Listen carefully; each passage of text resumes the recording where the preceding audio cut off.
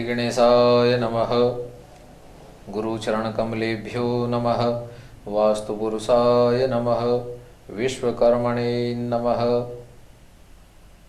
आज तक बहुत सारी जानकारियां मैंने वास्तु के बारे में आपको दी। प्रत्येक दिन कोई ना कोई टिप्स आपको देता हूं। आज बहुत सारे क्वेश्चन आए हैं कि मेन गेट कैसे हो और मेन गेट किस चीज़ का बनाना चाहिए, लकड़ी का बनाएं, लोहे का बनाएं या किस धातु में उसको बनाना चाहिए, जिससे कि जो अंदर प्रवेश करने वाली ऊर्जाएं हैं वो अच्छे हमारे मकान के ऊपर प्रभाव डालें। देखो, मकान जिस समय हम मेन गेट बनाते हैं, मेन दरवाज़ा बनाते हैं, उनमें ध्यान रखने वाली बात है कि मेन गेट प्रवेश द्वार, उसके अंदर छिद्र नहीं होने चाहिए। अगर छेद वाला कोई दरवाज़ा आपके यहाँ है तो आप उसको वहाँ से बंद करवा दें, उस छेद को वहाँ से बिल्कुल बंद करा दें। क्योंकि होता क्या है कि जो ऊर्जा अंदर आती है, जो हवाओं के द्वारा जो प्रेशर बनता है, वो एक छिद्र के माध्यम से जब अंदर जाता है तो वो अपनी ऊर्जा को वहाँ पर छोड़ देता है। जैसे कि एक बॉल के अंदर हवा भरी हुई है और वहाँ पर कहीं छिद्र हो जाए उसमें, तो बहुत तेज़ी से वहाँ से हवा का प्रेशर बनता है, जिससे कि नुकसान होने का खतरा बना रहता है। एक आपका जो मेन दरवाज़ा है उसके ऊपर मैंने आपको पहले भी बताया था, और आपके समक्ष आपकी टीवी स्क्रीन के ऊपर एक स्वास्तिक नज़र आ रहा है। ये पिरामिड से बना हुआ स्वास्तिक है। इस प्रकार का पिरामिड अपने दोनों दरवाज़ों पर, जो आपने मेन गेट के जो दो पल्ले बनाए हुए हैं उनके ऊपर जरूर लगाएं, या जो पिलर जिनके ऊपर आपने अपना दरवाज़ा रुकाया हुआ है उसके ऊपर ये दोनों दो प्रकार से स्वास्तिक लगाना आवश्यक है।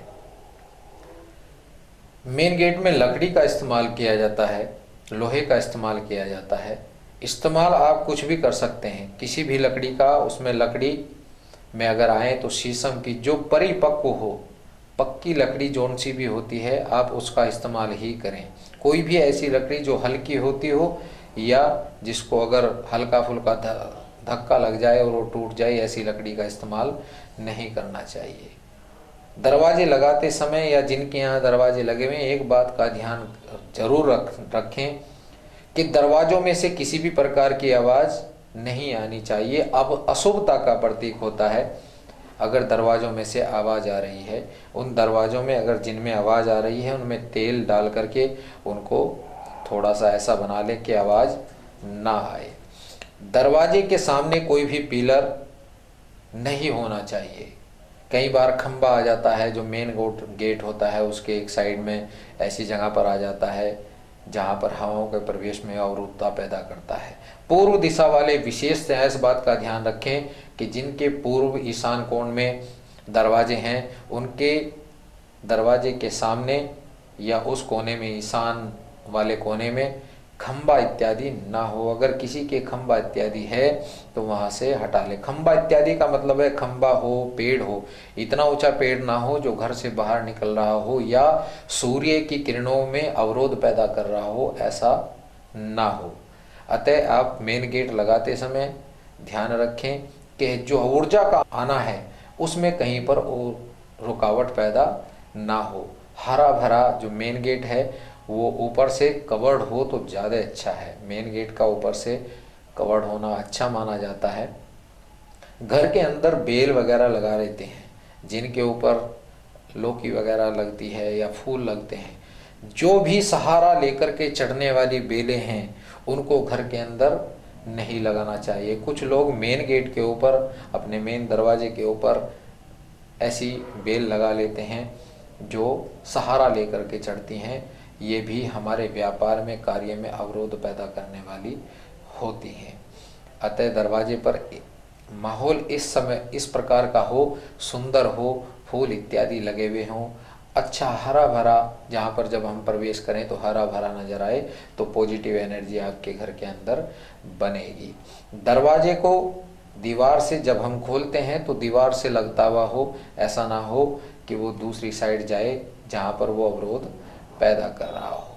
एक ही लाइन में 3 दरवाजों का होना अच्छा नहीं माना जाता। जिन लोगों की यह यहाँ इस प्रकार का दोष होता है वहाँ पर ऊर्जा, पॉजिटिव ऊर्जा नहीं रुक पाती, जिससे वो लोग बीमार या पैसे का उनके यहाँ एकत्रित होना बंद हो जाता है, पैसा खर्च ज़्यादा होता है।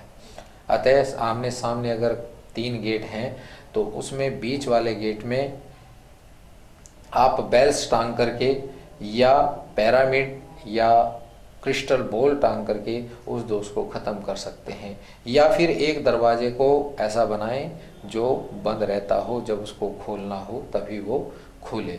इस प्रकार का दरवाज़ा बीच में ज़रूर लगा दें। आमने सामने 3 गेट का होना अच्छा नहीं माना जाता, क्योंकि इससे जो हमारी पॉजिटिव ऊर्जा है वो बाहर निकल जाती है। आज के इस एपिसोड में, क्योंकि आज शनि का उदय हो रहा है, आज शुभता के लक्षण इसमें शनि के अंदर आने शुरू हो जाएंगे। आज का पहला क्वेश्चन है अंजू जी का, 17 जुलाई 91, 4 बजे का इनका जन्म है, सहारनपुर का। बीएससी और विवाह कब होगा? बुध की महादशा में बृहस्पति का अंतर चल रहा है और बृहस्पति इनका उच्च का पति स्थान पर बैठा हुआ है। विवाह के योग इनके बन रहे हैं। बृहस्पति उच्च का बैठा हुआ है, मगर केतु साथ में बैठा हुआ है। राहु और शनि का सप्तम भाव को देखना अच्छा नहीं माना जाता। अतः आप शनि से संबंधित और राहु से संबंधित प्रयोग करेंगी तो विवाह के योग जल्दी बनेंगे।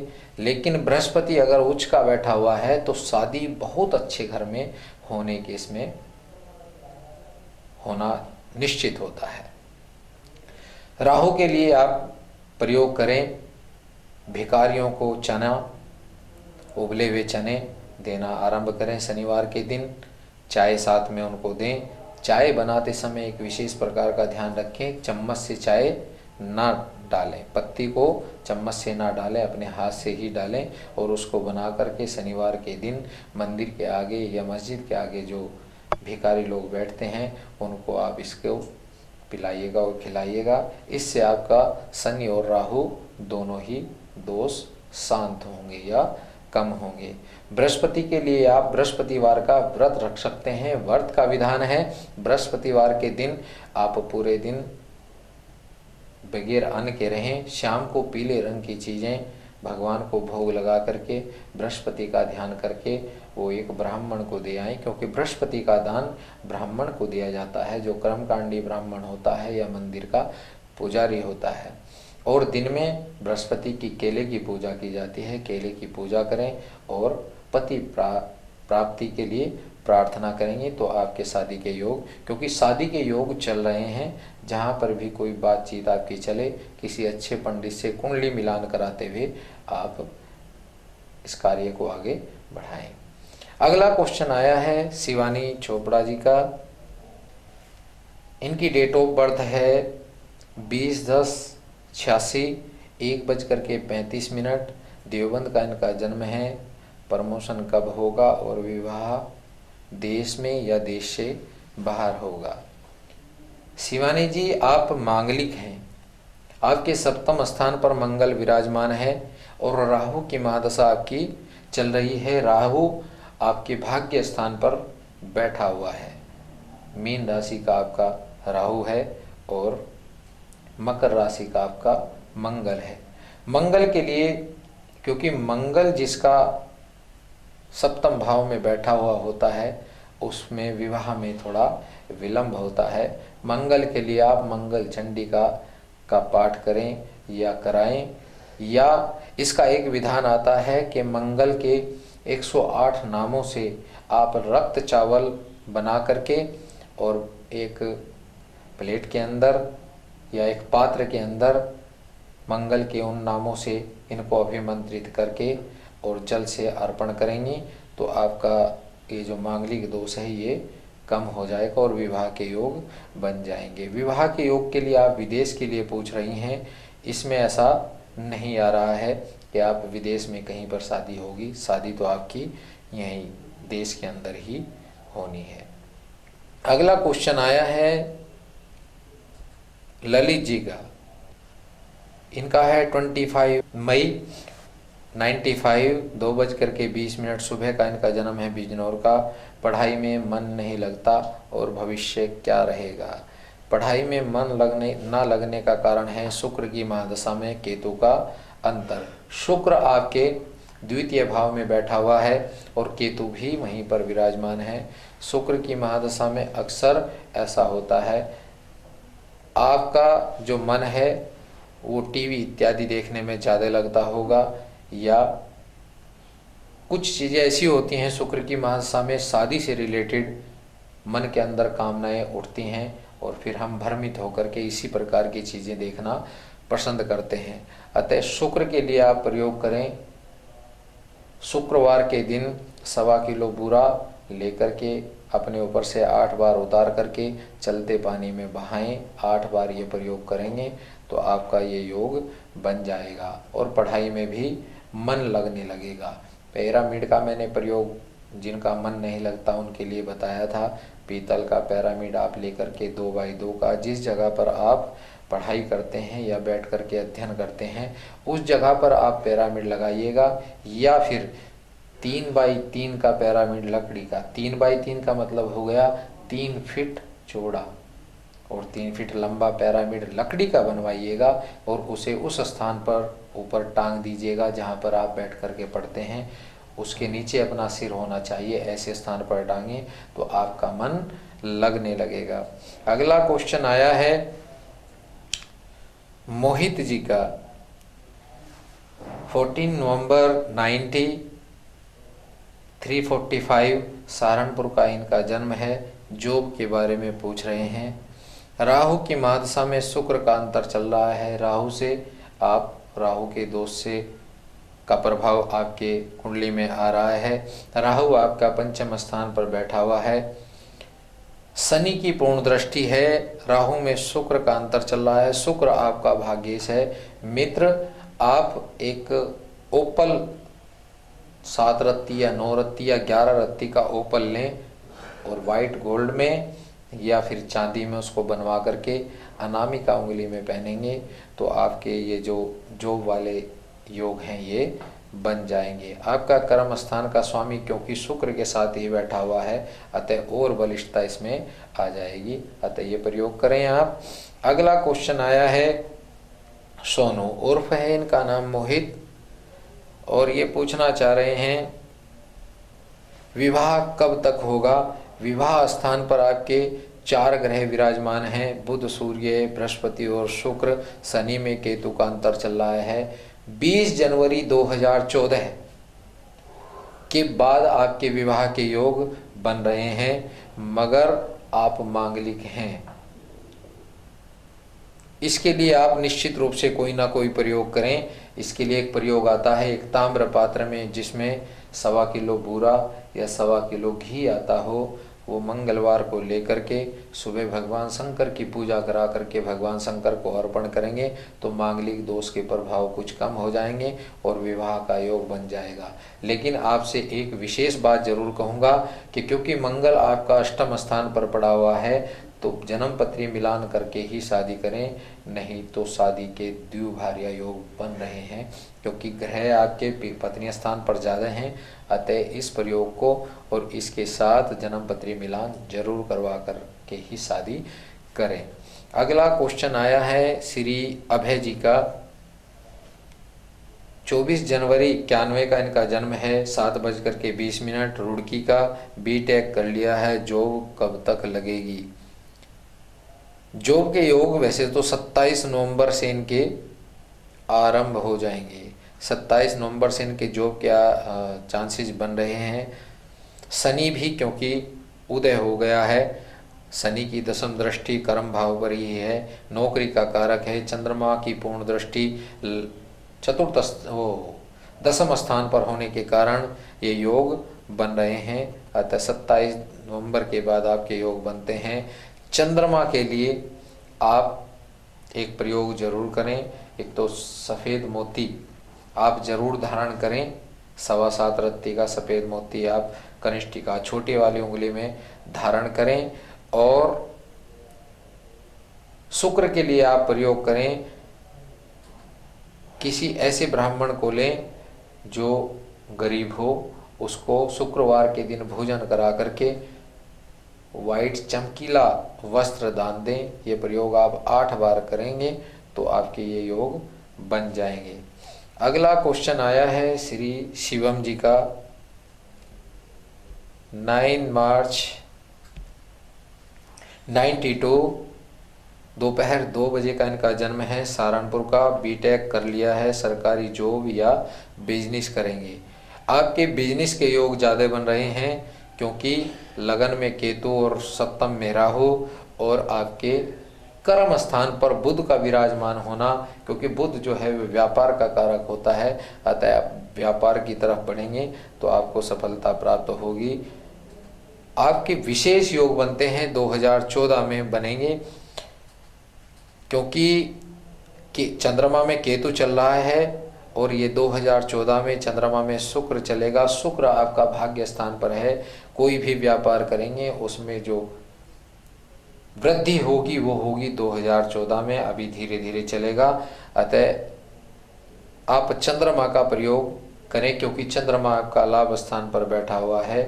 सोमवार का व्रत रखें या सोमवार को चावलों की खीर बना करके भगवान शंकर को अर्पण करके उसको भोग रूप में सभी भक्तों को बांटेंगे तो आपका ये चंद्रमा का प्रभाव भी अच्छा आना आरंभ हो जाएगा। अगला क्वेश्चन आया है श्री आशुतोष जी का। 18 जनवरी 89 23:30 11:30 रात्रि का जन्म है। BA कर रहे हैं और आगे क्या करेंगे। पढ़ाई स्थान पर बुध आदित्य योग आपके बना हुआ है और बृहस्पति की महादशा चल रही है। बृहस्पति आपका अपने कारक स्थान नवम भाव में भाग्य स्थान पर बैठा हुआ है। अतः अच्छे योग हैं, पढ़ाई के ही अच्छे योग हैं। आगे खूब पढ़िएगा क्योंकि पढ़ाई आपके जीवन में कभी खत्म होने वाली नहीं है। नौकरी के योग पढ़ाई करते ही, क्योंकि 2013 के बाद 2015 तक आपकी नौकरी के योग बन रहे हैं। बृहस्पति के लिए आप बृहस्पतिवार को पुखराज धारण करें। 7.25 रत्ती का पुखराज लेकर के आप उसको धारण कीजिएगा, या आप बृहस्पतिवार को पीले रंग के लड्डुओं का दान करना आरंभ करेंगे तो आपके योग अति शीघ्र बनेंगे। अगर पढ़ाई में कोई दिक्कत आ रही है तो आप पीले रंग का टीका, हल्दी का टीका भगवान गणेश जी को करके और उसको अपने मस्तक पर लगाएंगे तो पढ़ाई में जो अगर परेशानी आ रही है वो भी दूर हो जाएगी। अगला क्वेश्चन आया है आमरीन जी का। इनका है 6 दिसंबर 89 12:30 सहारनपुर का इनका जन्म है। विवाह कब तक होगा। शनि की महादशा चल रही है और आपका पति स्थान का जो स्वामी है वो शनि है, मगर नवमांश में शनि आपका सप्तम भाव में चला गया है। अतः शनि की वजह से आपकी ये प्रॉब्लम आ रही है। आमरीत जी, आप गरीबों को कंबल शनिवार के दिन देना आरंभ करें। जो रात्रि में ठिठुर रहे हैं देख करके आप उनको कंबल या गर्म कपड़े देंगे, उसमें ब्लैक रंग विशेष आता है, ये देना आरंभ करें। इससे आपका शनि का दोष कम हो जाएगा। या शनिवार के दिन आप काली चीज़ें, उसमें तिल ले सकते हैं, वो चलते पानी में बहाएंगे तो भी आपके शनि का प्रभाव कम हो जाएगा।